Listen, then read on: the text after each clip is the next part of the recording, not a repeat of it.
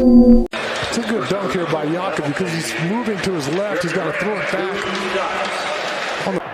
Jakob. Oh, what? A Pearl Jam! Wow! No, that... Welcome back sa akin channel mga ka-teammate. At yun na nga, kaka-upload lang natin kung may balak pa ba ang Spurs na i-trade si Poeltl. At tinitingnan natin kung sino ang mananalo sa haltakan para kay Poeltl.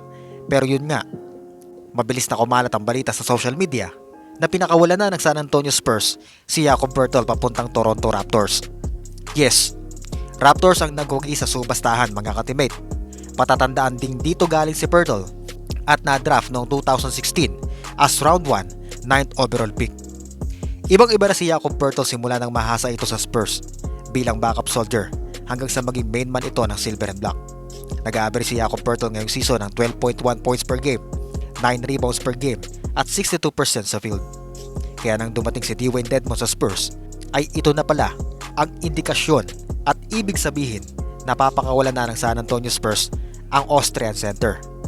Ang kapalit ni Jakob Poeltl sa trade na ito ay si Khem Birch plus protected 2024 first round pick at 2 future second rounders. Si Khem Birch ay isang Canadian na undersized center, standing at 6'8", averaging 2.1 points per game at 1.2 assists per game in 8.1 minutes per game. Hindi masyadong nagagamit sa Raptors mga ka-teammate, pero maasahan na mamang ito sa depensa. So yun nga, nakakalungkot na balita para sa Spurs, pero ito ay part ng process na tinatahak ng San Antonio Spurs para sa kanilang rebuilding. Ang mamimiss ko kay Poeltl ay ang kanyang inside presence mga ka-teammate, rebounding at ang mga block shots. Well, good luck para kay Jakob Poeltl.